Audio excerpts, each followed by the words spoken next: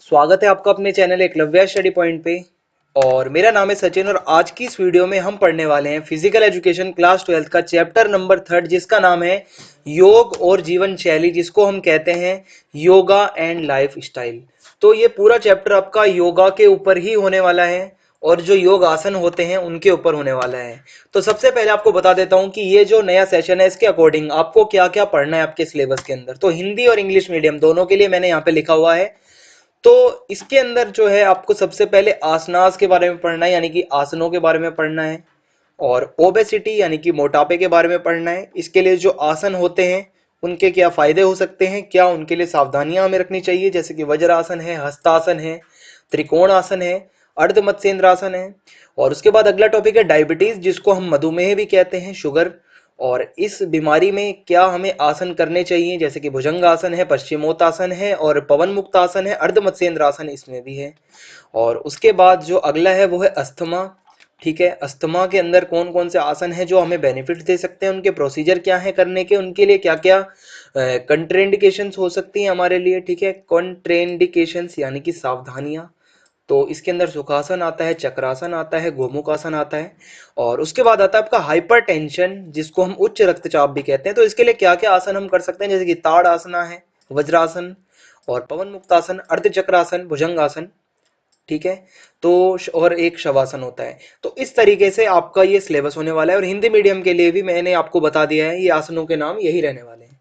तो ये आपका पार्ट फर्स्ट है।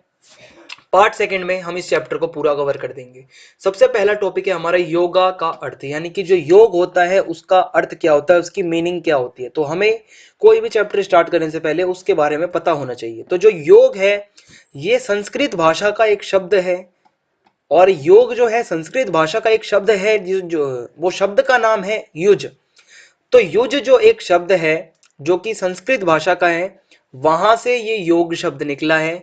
और इसका मतलब होता है जोड़ना या फिर मिलाना। ठीक है, योग का मतलब होता है जोड़ना या फिर मिलाना। और ये संस्कृत भाषा का एक शब्द है युज, वहां से ये शब्द निकला है। और यानी कि आप इस तरीके से भी कह सकते हो कि आत्मा का परमात्मा से मिलन ही योग कहलाता है। ये भी एक इसकी परिभाषा है योगा की। ठीक है, और योग क्या है, एक ऐसी साधना है, ठीक है, ऐसा मेडिटेशन का एक तरीका है जिसमें मनुष्य क्या करता है, अपने मन मस्तिष्क मतलब अपना दिमाग और अपना मस्तिष्क और अपना मतलब खुद पर एक कंट्रोल करने में योगा से उसको मदद मिलती है। अगर कोई व्यक्ति प्रतिदिन योगा करता है तो उसका अपने मन मस्तिष्क और खुद के ऊपर कंट्रोल रहता है। तो योगा का आप सिंपल सा ये अर्थ आप लिख सकते हैं कि ये संस्कृत भाषा के युज शब्द से निकला है, जिसका अर्थ होता है जोड़ना या फिर मिलाना। और इसकी परिभाषा में आप लिख सकते हो कि आत्मा का परमात्मा से जो मिलन होता है उसको हम योग कहते हैं। आगे बढ़ते हैं। अब अगर आपको योगा करना है तो उसके लिए आपके पास क्या क्या होना चाहिए। एक तो आपके पास कमरा होना चाहिए, आपके पास कोई स्पेस होना चाहिए, मैट होना चाहिए आपके पास, चटाई जिसको आप बिछा के उसके ऊपर करेंगे। जंप सूट होना चाहिए, यानी कि एक नॉर्मल सा एक ट्रैक सूट जो कि आपको ज्यादा कंफर्टेबल रहे, ज्यादा टाइट कपड़े ना पहने आप। आपको कुछ कुशन की जरूरत पड़ सकती है, ठीक है, कुछ ऐसी चीज रखने की, ठीक है, जो जैसे तकिया वगैरह होता है, कुछ एक्सरसाइज होती है उनमें इसका इस्तेमाल होता है।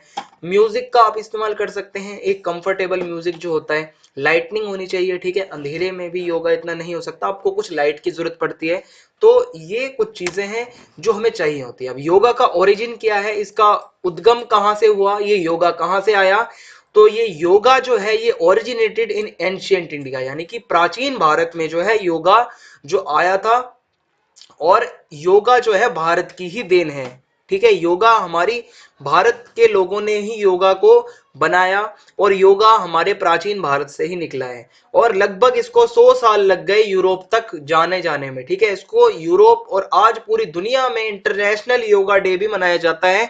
और योगा हर देश में अब पॉपुलर हो चुका है। तो ये जो है भारत की ही देन है योगा, तो हमें प्राउड फील होना चाहिए। अब अगर कोई योगा करता है तो उसको उसके कुछ बेनिफिट्स भी मिलते हैं, कुछ लाभ मिलते हैं, योगा करने से कुछ लाभ मिलते हैं। एक होता है रोगों से बचाव, यानी कि जो बीमारियां होती हैं हम उनसे बच सकते हैं। अगर हम डेली योगा करेंगे तो हम बीमारियों से बचे रहेंगे और हमारे शरीर की सुंदरता में वृद्धि होगी। इसका मतलब क्या है, हमारा शरीर सुंदर होगा। जैसे कि एक मयूर आसन होता है, उसमें उसको मयूर आसन को करने से हमारा फेस जो है उसका ग्लो बढ़ता है। और भी बहुत सारे ऐसे आसन होते हैं योगा के अंदर जो हमारे शरीर को सुंदर बनाते हैं। और क्या होता है, लचक में वृद्धि होती है, जो फ्लेक्सिबिलिटी होती है, हमारा शरीर बहुत ज्यादा लचीला हो जाता है, कोई भी काम हम अच्छे से कर पाते हैं। आपने देखा होगा अगर आप डेली एक्सरसाइज या योगा नहीं करते तो आपके शरीर में हल्का फुल्का दर्द रहेगा, जब भी आप सुबह सोकर उठोगे आपको हल्का हल्का दर्द रहेगा, एकदम से आप लचक वाले फ्लेक्सिबल होके कोई काम नहीं कर पाओगे। लेकिन जो इंसान योगा करता है उसकी पूरी बॉडी में फ्लेक्सिबिलिटी बहुत अच्छी हो जाती है और मोटापे में कमी होती है, जो हमारा एक्स्ट्रा फैट होता है वो हमारा खत्म हो जाता है अगर हम प्रतिदिन योगा करते हैं। और जो स्ट्रेस होता है और जो टेंशन होती है, चिंता, तनाव, अवसाद, ये सबसे हमें मुक्ति मिल जाती है अगर हम योगा करते हैं। अब इंग्लिश में भी अगर आप जानना चाहें कि हम इसको योगा की प्रैक्टिस हम क्यों करते हैं, मेमोरी, हमारी मेमोरी को इंप्रूव करता है, हमारी इमोशनल स्टेबिलिटी को बढ़ाता है, ठीक है, हमारे कंसंट्रेशन को योगा बढ़ाता है, स्ट्रेस को दूर करता है, डिप्रेशन को दूर करता है, एंजाइटी हमारी इससे दूर होती है, प्लस में हमें एनर्जी मिलती है, ठीक है, एनर्जी अगर हम डेली हम योगा करते हैं तो हमें एनर्जी मिलेगी। और reduces risk of heart attack, जो हार्ट अटैक होता है उसका खतरा हमें कम होगा। और जो इंसोम्निया एक बीमारी होती है जिसमें नींद नहीं आती, उसके लिए भी योगा काफी अच्छा होता है, क्योंकि योगा से हमारा मन रिलैक्स होता है और इससे हमारे जो सोने से संबंधित जो बीमारी होती है, जैसे कि किसी को नींद नहीं आती, तो उसके लिए भी योगा काफी अच्छी चीज होती है। आगे बढ़ते हैं।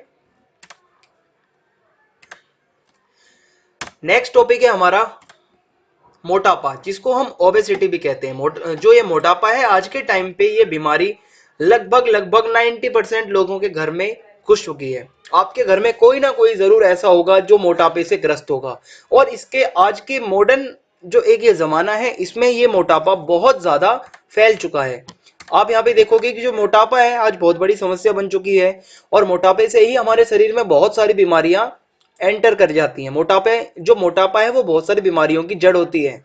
और जैसे कि गठिया, ठीक है, गॉट जिसे हम कहते हैं, मधुमेह, डायबिटीज, हाइपरटेंशन, उच्च रक्तचाप, ये सारी बीमारियां मोटापे का ही मतलब आप समझ सकते हैं, मोटापा बीमारियों का घर होता है। और जो मोटा इंसान होगा उनको इनमें से कोई ना कोई बीमारी जरूर पकड़ लेगी कभी ना कभी। आगे बढ़ते हैं। अब हम देखते हैं मोटापे के क्या कारण हो सकते हैं। आपके सामने आप देख सकते हो कि ये जो जंक फूड खा रहा है ये लड़का, ठीक है, और ये सारी चीजें जो होती हैं अनहेल्दी होती हैं कहीं ना कहीं, और ये मोटापे का आज के टाइम पे सबसे बड़ा जो एक कारण है, एक तो ये है कि जंक फूड खाना, ठीक है, तला हुआ खाना, बहुत ज्यादा तला हुआ खाना, और एक्सरसाइज से दूरियां बना लेना। एक्सरसाइज बिल्कुल ना करना, फिजिकली इनएक्टिव रहना, बिना कोई मतलब एक्टिविटी के बस खाते रहना, यही आज के टाइम पे मोटापे का सबसे बड़ा रीजन बन चुका है। आगे बढ़ते हैं। अब मोटापे को कंट्रोल करने के लिए कुछ आसन भी होते हैं योगा के अंदर, ठीक है, योगा आपको इससे निजात दिला सकता है। योगा से आप जरूर आपको लाभ मिलेगा। एक होता है वज्रासन, एक होता है हस्तासन, त्रिकोण आसन और अर्ध मत्स्येंद्र आसन। अब ये जो आसनों के नाम है आपको मैं फोटो के साथ सारे आसन दिखाऊंगा और इनकी विशेषता जैसी मैं आपको बताऊंगा। आपके पेपर में ये क्वेश्चन 100% आने वाला है, कोई ना कोई बीमारी पर जरूर आएगा, तो आप इसको ढंग से देखें, ठीक है। आगे बढ़ते हैं। पहला आसन जो है वो है वज्रासन। वज्रासन में क्या होता है, आपको पहले मैं फोटो दिखा देता हूं। वज्रासन कुछ इस तरीके से होता है जिसमें हमें ऐसे बैठना होता है। अब इसकी विधि क्या होती है, स्टेप्स क्या होते हैं, सबसे पहले दोनों पैरों को सामने की ओर सीधा रखकर आपको बैठना है। उसके बाद आपको अपने राइट पैर को घुटने से मोड़कर राइट नितंब यानी कि जो हमारा राइट हिप्स का हिस्सा होता है उसके नीचे रखना है। उसके बाद यही प्रक्रिया लेफ्ट पैर पर भी करनी है, उसको मोड़कर अपने लेफ्ट पैर के जो नितंब होंगे, हिप्स होंगे, उनके नीचे रखना है। तो दोनों को मोड़ के इस तरीके से आपको फिर अपने थाइस पे हाथ रख के बैठ जाना है और इसको कुछ देर तक इसको आप दोहरा सकते हैं। ये वज्रासन कहलाएगा हमारा। अब ये जो वज्रासन होता है इसमें और भी कुछ चीजें होती हैं। अगर आप वज्रासन करते हो तो अपनी कमर को, गर्दन को और सिर को आपको सीधा रखना है। आप देख सकते हो जैसे कि ये फोटो है, इसमें कमर, गर्दन आपकी बिल्कुल सीधी होगी, आपकी पीठ भी सीधी होनी चाहिए। दोनों पैरों के जो अंगूठे होंगे वो आपको पैरों के अंगूठों को मिला लेना है, जब पीछे से अपने अंगूठों को। और लास्ट में आपको क्या करना है, अपने दोनों हाथों को अपनी जांघों पर यानी कि अपनी थाइस पर आपको रख लेना है और अपनी आंखों को फिर आपको बंद कर देना है इस तरीके से। आप तो आप देख सकते हैं। आगे बढ़ते हैं। अब कुछ सावधानियों की बात करते हैं, यानी कि कुछ प्रिकॉशंस ऐसे, अगर आप वज्रासन करने बैठते हैं तो कुछ सावधानियां जरूर आप बरतें। एक होता है, जिस भी व्यक्ति को जोड़ों में दर्द होता है वो इस आसन को करने से दूरी बनाए। जोड़ों वाले जो दर्द वाले लोग हैं वो ना करें। जिसको कमर में दर्द रहता है वो भी इस आसन को ना करें। या किसी व्यक्ति की एड़ी में दर्द रहता है, एड़ी में चोट लगी हो, वो भी इस आसन को ना करे। जो गर्भवती महिलाएं, प्रेग्नेंट अगर कोई विमेन है वो भी इस आसन को ना करे। अगला जो आसन है मोटापे के लिए वो है हस्तासन। हस्तासन का जो एक तरीका है वो आपको फोटो में आप दिख सकता है। और हस्तासन में क्या करना होता है, आपको सबसे पहले अपने पैरों को मिलाकर आपको सीधा खड़ा होना होता है। उसके बाद एक लंबी सांस को ऊपर भरते हुए आपको दोनों हाथों को सीधा ऊपर उठाकर दोनों हाथों की उंगलियों को एक दूसरे से फंसाते हुए सीधे ऊपर उठाएं, इस तरीके से जैसा कि ये फोटो में व्यक्ति कर रहा है। और उसके बाद शरीर को ऊपर की तरफ आपको खींचना है, सेम जिस फोटो में जो स्टेप्स बताए गए हैं उसी की तरह। और आपको धीरे धीरे सांस को छोड़ते हुए फिर नीचे आना है, फिर आपको ऊपर जाना है, फिर आपको नीचे आना है, और ये आपका हस्तासन कहलाएगा। अब हस्तासन के लिए भी देखो, जो भी आसन होता है उसके लिए कुछ विधि होती है, कुछ स्टेप्स होते हैं, कुछ प्रिकॉशंस भी होते हैं, कुछ सावधानियां भी होती हैं जो हमें बरतनी होती हैं। अगर किसी व्यक्ति को जैसे पीठ में दर्द रहता हो तो वो इस आसन को ना करे, और अगर किसी व्यक्ति को कोई चोट लगी हो वो भी इस आसन को ना करे। आगे बढ़ते हैं, अगला आसन है त्रिकोण आसन, ट्रायंगुलर इसको आप कह सकते हैं, एक आसन होता है ये। और इस तरीके से ये आसन करना होता है। आपको मैं फोटो इसीलिए दिखा रहा हूं ताकि आपको दिमाग में याद हो जाए इसके सारे स्टेप्स।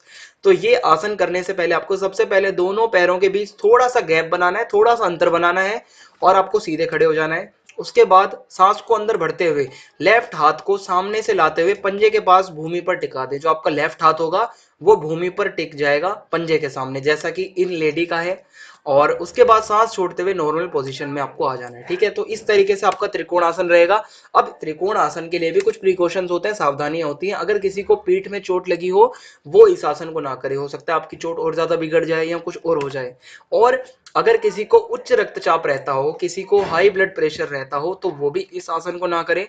और अगर किसी व्यक्ति को माइग्रेन की शिकायत हो, सिर दर्द रहता हो, तो वो भी इस आसन को करने से बचे, क्योंकि इसमें थोड़ा सा तनाव आता है हमारी मसल्स पे। अगला जो आसन है वो है अर्ध मत्स्येंद्र आसन। और अर्ध मत्स्येंद्र आसन जो है वो कुछ इस तरीके से किया जाता है। आप फोटो को अच्छे से देख लीजिए, ये हो सकता है थोड़ा सा हार्ड हो समझना। आप फोटो को अगर आप एक बार समझ गए तो आप इसकी विधि अच्छे से लिख पाएंगे। तो अर्ध मत्स्येंद्र आसन जो होता है उसका पहला पॉइंट ये है कि इसको अर्ध मत्स्येंद्र आसन हम इसलिए कहते हैं क्योंकि इस आसन में हम अपने शरीर को आधा मोड़ते हैं। अर्ध का मतलब होता है आधा। आप फोटो में देखोगे जो शरीर है वो आधा मोड़ा हुआ है, ठीक है। तो अर्ध मत्स्येंद्र आसन इसको इसीलिए कहते हैं क्योंकि इसमें हम अपने शरीर को आधा मोड़ते हैं। और अर्ध का मतलब क्या होता है, आधा, संस्कृत भाषा का ही शब्द है अर्ध। और क्या होता है, इस आसन को करने से हमारे पेट की चर्बी कम होती है, तो मोटापे के लिए बहुत ज्यादा बेनिफिशियल होता है ये आसन। इससे हमारे पेट का जो एक्स्ट्रा फैट होता है वो कम होता है, रीढ़ की हड्डी मजबूत होती है, और कमर के नीचे अगर कोई जो चर्बी होती है जिसको लव हैंडल्स भी कहते हैं, वो क्या होता है, इससे फिर कम हो जाते हैं। अगला जो पॉइंट है इसका, इसकी विधि लिखी हुई है इसको स्टेप्स करने के। तो सबसे पहले आपको दोनों पैरों को सीधा करके बैठ जाना है। उसके बाद जो आपका राइट पैर है उसको लेफ्ट पैर के घुटने के ऊपर रखना है। और उसके बाद जो लेफ्ट हाथ है आपका उसको राइट घुटने पर रखना है। और उसके बाद अपनी कमर, अपनी गर्दन और अपने कंधों को राइट की तरफ मोड़ते हुए राइट कंधे से ऊपर देखना है आपको, ठीक है। ये पूरा अर्ध मत्स्येंद्र आसन करने की एक विधि है। फोटो आपको दोबारा दिखा रहा हूं ताकि आपको याद हो जाए। ये इस तरीके से आपका अर्ध मत्स्येंद्र आसन होने वाला है। आइए आगे बढ़ते हैं। अब जो अगला है, इसकी अर्ध मत्स्येंद्र आसन की कुछ सावधानियां हैं, यानी कि इसको करते समय हम कुछ बातों का ध्यान रखना चाहिए। अगर अर्ध मत्स्येंद्र आसन करते समय आपको कोई प्रकार का दर्द होता है तो आप इस आसन को ना करें। गर्भवती महिला है, प्रेग्नेंट वीमेन है, वो इस आसन को ना करें। और अगर किसी को पीठ में ज्यादा चोट लगी हुई हो तो वो भी इस आसन को ना करें, क्योंकि इसमें आपको अपना आधा शरीर घुमाना पड़ेगा, तो थोड़ा स्ट्रेस आएगा उस पे, मसल्स पे, तो इसलिए ये इनको नहीं करने की सलाह दी जाती है। अगली बीमारी है मधुमेह, जिसको हम शुगर की बीमारी भी कहते हैं, जिसको हम डायबिटीज भी कहते हैं। तो शुगर की जो बीमारी है, इसमें ये फोटो मैंने इसलिए लगाया है क्योंकि जब शुगर चेक करते हैं हमारी, ठीक है, तो वो डायबिटीज वाला वो जो छोटा सा मीटर होता है चेक करने का, वो उसकी जो पिन होती है, स्ट्रिप जो होती है, वो हमारी फिंगर टिप पे लगा के ब्लड लिया जाता है थोड़ा सा, और उससे हमारा जो लेवल होता है ब्लड शुगर का वो आ जाता है, इसीलिए ये मैंने फोटो लगाई। तो अगला है डायबिटीज के अंदर क्या क्या चीजें होती हैं, कि ये डायबिटीज जो है, मधुमेह, एक बहुत ज्यादा डेंजरस बीमारी है। ये एक पोषक तत्वों का विकार है, जो हमारे न्यूट्रिएंट जो हमारे न्यूट्रिटिव कंपोनेंट्स होते हैं उन्हीं से जुड़ी हुई एक बीमारी है। और अगर हम डायबिटीज की रोकथाम नहीं करते, शुगर की रोकथाम नहीं करते, तो ये हमारी किडनी तक फेल कर सकती है ये बीमारी। और ये हमारी आंखों की रोशनी को कम कर सकती है मधुमेह। अभी मैं आपको हाल ही का एक एग्जांपल बताऊं तो मेरा एक क्लासमेट है, मैं आपको बता दूं, मैं सेकेंड ईयर में हूँ कॉलेज में, और मेरा क्लासमेट है, उसकी मम्मी को क्या हुआ कि सडनली दिखना बंद हो गया बिल्कुल। जब उनका चेकअप कराया तो उसमें बताया कि इनकी जो ब्लड शुगर थी, जो ब्लड शुगर लेवल है वो काफ़ी हाई हो गया था और डायबिटीज़ की वजह से ही उनकी आंखों की जो नस होती है वो डैमेज हो गई। तो आप समझ सकते हो कि जो डायबिटीज़ बहुत खतरनाक बीमारी है, आंखों की रोशनी तक छीन सकती है। दिल से जुड़ी बीमारियां भी ये मतलब जो है मतलब इनका खतरा बढ़ा सकती है। और ऐसी बीमारी है जो हमारे शरीर के अंदर जो ब्लड होता है उसके अंदर शुगर के लेवल्स को बहुत ज्यादा बढ़ा देती है। ये बीमारी जो ब्लड शुगर होता है जिसको शर्करा कहते हैं वो बहुत ज्यादा बढ़ जाता है। और अगर ये जब बीमारी होती है तो इसके लिए फिर एक इंजेक्शन लगता है जिसको हम कहते हैं इंसुलिन का इंजेक्शन, और इसकी टैबलेट्स भी आती हैं। तो इंसुलिन नाम का एक हार्मोन होता है, ये जो इंसुलिन हार्मोन होता है ये क्या करता है, हमारे ब्लड के अंदर जो शुगर बढ़ा हुआ होता है उसको कम करता है, उसको कंट्रोल करता है। ठीक है, तो आपको समझ में आ गया होगा डायबिटीज क्या होती है। अब इसको डायबिटीज से कंट्रोल, दवाई तो अपनी जगह है, कुछ ऐसे योगासन भी होते हैं जो आपको काफी बेनिफिशियल होंगे। एक होता है भुजंगासन, और एक होता है पश्चिम मोत्तासन, और एक होता है पवन मुक्त आसन। अब इन तीनों को एक एक करके पढ़ते हैं। सबसे पहले आता है हमारा भुजंग आसन। इसको हम कोबरा पोज भी कहते हैं क्योंकि इसको करते हुए हम कहीं ना कहीं कोबरा के समान दिखते हैं, जो नाग होता है इस तरीके का। ठीक है, तो इसको हम कहते हैं कोबरा पोज, भुजंग आसन। अब इसको करने की विधि क्या होती है आपको बता दूं, ये डायबिटीज में बहुत ज्यादा बेनिफिशियल आसन होता है। आपको सबसे पहले पेट के बल जमीन पर सीधा लेटना है, और उसके बाद अपने दोनों पैरों को आपस में मिलाकर पीछे की ओर अधिक से अधिक खिंचाव देना है, मतलब आपको खींचना है अपने शरीर को लंबा। और उसके बाद दोनों हाथों की जो कोहनियां हैं उनको, हाथों को मतलब कोहनियों से मोड़कर कंधों के नीचे रख देना है। और अब सांस भरते हुए अपनी छाती को धीरे धीरे ऊपर उठाना है जैसे कोबरा पोज होता है। और इसमें आपको अपना जो सर होगा और जो गर्दन होगी उसको भी ऊपर की तरफ खींचना है। तो ये इसकी विधि है। अब इसकी कुछ सावधानियां हैं, ठीक है, प्रिकॉशंस हैं। एक तो जिस व्यक्ति को पीठ में चोट लगी हो वो इस आसन को ना करे, जो प्रेग्नेंट वीमेन है वो भी इस आसन को ना करे, और जिस व्यक्ति का ऑपरेशन हुआ हो किसी भी प्रकार का, अगर मान लो किसी के पेट का ऑपरेशन हुआ है या किसी अंग का ऑपरेशन हुआ है तो वो इस आसन को ना करे। अगला जो आसन है आपका वो है पश्चिम मोत्तासन। वो कुछ इस तरीके से किया जाता है, आपने शायद देखा होगा, डेली ज्यादातर लोग करते भी हैं, अगर एक्सरसाइज करने जाते हैं तो इस तरीके का आसन कर लेते हैं। इसको पश्चिम मोत्तासन कहा जाता है, जो कि डायबिटीज में काफी ज्यादा लाभदायक होता है। और इसमें आपको सिंपल सा क्या करना होता है, सबसे पहले आपको नीचे बैठना होता है, और उसके बाद अपने पैरों को सीधा जोड़कर अपने सामने खींचते हुए रखना होता है। दोनों पैरों का जो ऊपरी हिस्सा है वो छत की तरफ होना चाहिए। ठीक है, एकदम सीधा होना चाहिए आपका पैर। और जब आप नीचे बैठे हो तो रीढ़ की हड्डी भी आपकी एकदम सीधी होनी चाहिए।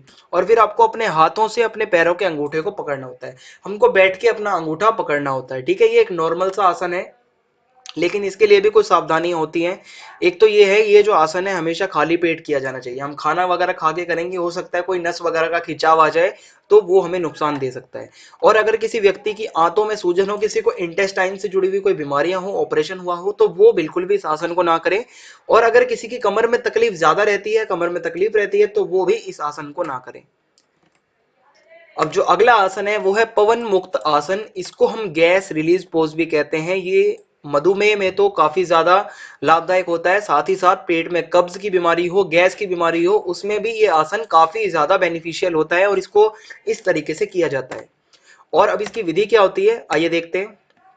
सबसे पहले जो आपको अपने हिप्स के सहारे जमीन पर लेटना होता है, ठीक है, जो आपके नितंब हैं उनके सहारे आपको नीचे लेटना होता है जमीन पे।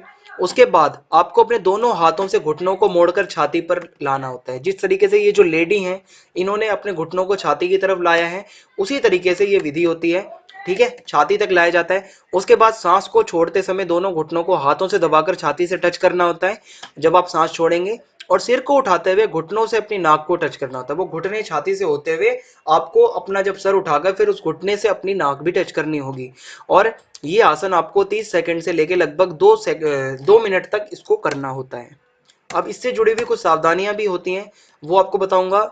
एक तो जिस व्यक्ति को कमर में दर्द हो वो इस आसन को ना करे, और अगर किसी के घुटनों में दर्द रहता हो वो भी इस आसन को ना करे, और खाना खाने के जस्ट बाद इस आसन को बिल्कुल भी ना करें। तो ये इसकी सावधानियां थी। आगे बढ़ते हैं। जो हमारा पार्ट फर्स्ट था वो यहाँ पे समाप्त होता है। अब पार्ट सेकंड जो होगा उसमें हम अस्थमा और हाइपरटेंशन यानी कि उच्च रक्तचाप, इन दो बीमारियों पर बात करेंगे, और हमारा ये चैप्टर वहाँ पे समाप्त हो जाएगा। चैनल को सब्सक्राइब करना आप ना भूलें, बेल आइकन दबा दें ताकि आने वाले वीडियोस के अपडेट्स आपको यहीं से मिलेंगे। आप इसको बेल आइकन को नहीं दबाएंगे तो आपको वीडियो के बारे में पता नहीं चल पाएगा टाइम से। और वीडियो को शेयर कर दें। जय हिंद, जय भारत, धन्यवाद।